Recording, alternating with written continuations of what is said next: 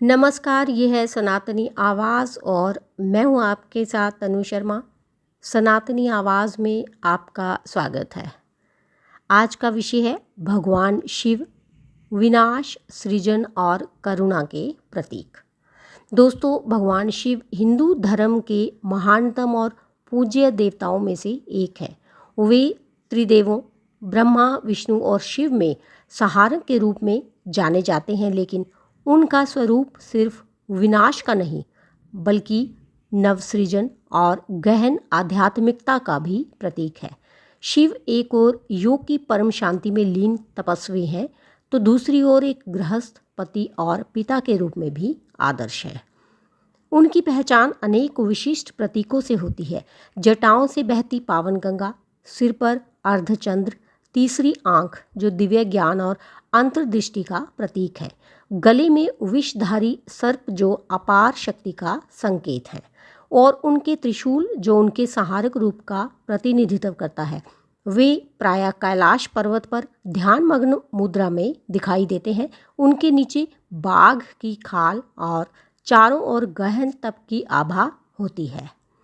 उनके गले का नीला रंग, जिसे नीलकंठ कहा जाता है, समुद्र मंथन की उस कथा से जुड़ा है जब उन्होंने विष पान कर संसार की रक्षा की थी। ये त्याग और सहनशीलता की चरम अभिव्यक्ति है। भगवान शिव को नटराज के रूप में भी जाना जाता है। जब वे तांडव नृत्य करते हैं, ये नृत्य सृष्टि, स्थिति और संहार के शाश्वत चक्र का प्रतीक है। उनकी पत्नी देवी पार्वती और पुत्र गणेश तथा कार्तिकेय उनके परिवार का अभिन्न अंग है, जो शिव के जीवन के संतुलित पहलू को दर्शाते हैं।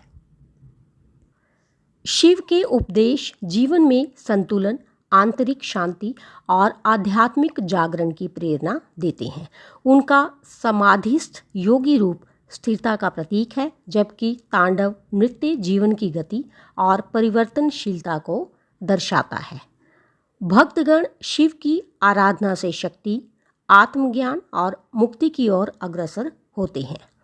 महाशिवरात्रि भगवान शिव को समर्पित प्रमुख पर्व है। इस दिन भक्त उपवास रखते हैं, रात्रि जागरण करते हैं और शिवलिंग पर बिल्वपत्र, जल और दुग्ध अर्पित कर उनकी कृपा प्राप्त करते हैं। भगवान शिव का बहुआयामी व्यक्तित्व, जिसमें संहारक का तेज और करुणा की गहराई दोनों समाहित हैं, हमें ये सिखाता है कि हर अंत एक नए आरंभ का द्वार होता है। विनाश सिर्फ विध्वंस नहीं बल्कि पुनरुत्थान की पहली सीढ़ी है। तो दोस्तों, आज बस इतना ही। फिर मिलती हूँ कुछ नया विषय लेकर। तब तक मुझे दीजिए अनुमति। धन्यवाद।